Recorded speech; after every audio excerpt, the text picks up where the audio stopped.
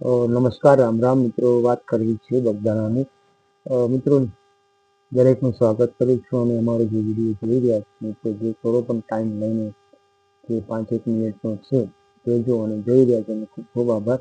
અમારી આવતા ડિજિટલ ચેનલને સબસ્ક્રાઈબ ન કરી સબસ્ક્રાઈબ કરજો અવનવા વિડીયો જોવા માટે, અને આ વિડીયો બધું શેર કરજો, લાઈક કરજો અને કોમેન્ટમાં તમારું શું અવશ્ય કરજો, અવશ્ય લખજો. મિત્રો, વાત કરવી છે કે બગદાણાનો વિવાદ દિવસે ને દિવસે વધતો જાય છે.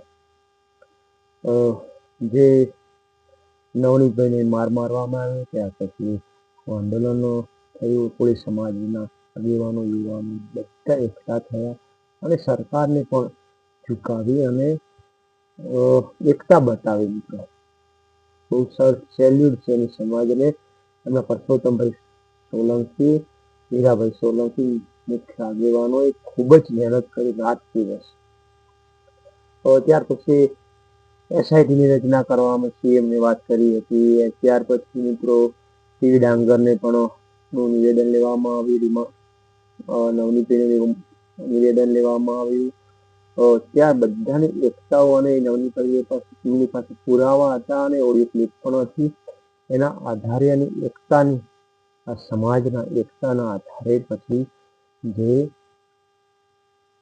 સરકારને ઝૂકવું પડ્યું અને જે જયરાજસિંહનું નામ નતા લેતા, તો એમનું નામ પણ આવતું નતું કેસમાં, ત્યારે એમને પણ જેલના હવાલે એમને કરવો પડ્યો હતો, મજબૂરીથી કરવો પડ્યો. એમ કે અંદર રાજકારણ રમાતું હતું અને એમને જે મારા ભાઈ આહિર જે હતા તેમનો બહુ હાથ, બહુ એમ કે એમની ઓળખાણ બહુ જ ભાજપના જે કાર્યકર્તા છે અને મોદી સાહેબનો સાહેબનું હારાહારી છે. ચર્ચાઓ બહુ ચાલી, પણ તો છતાં પણ એમને હાર સ્વીકારવી પડી. પણ એકતાને સેલ્યુટ છે. પણ હવે મિત્રો વાત કરવી છે કે ચર્ચા એવી જ થઈ રહી છે કે 1 તારીખે મહાસંમેલન, કોળી સમાજનું મહાસંમેલન યોજાવા જઈ રહ્યું છે. ત્યારે એવી ચર્ચાઓ થઈ રહી છે, એવી કોઈ પોસ્ટો થઈ રહી છે, જ્યાં સ્ક્રીન પર તમે જોઈ શકો, સ્ક્રીન પર જે છે કે જે માયાભાઈ આહિર છે એમને અને જે હીરાભાઈ સોલંકી કોળી સમાજના આગેવાન જે રાત દિવસ મહેનત કરી છે, એની સાથે હાથ મિલાવે છે.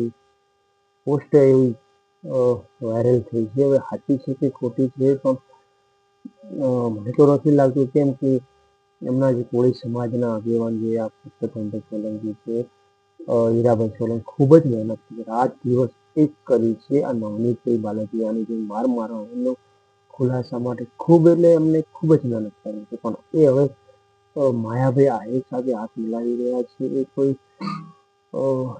નથી, લગભગ નહીં મિલાયો. આજ કોઈ પોસ્ટ અમુક કરી. તમારું શું કહેવું કોમેન્ટમાં અવશ્ય લખજો, કેમ કે એમને ખૂબ જ મહેનત કરી છે અને એ તો સેલ્યુટ છે એમને.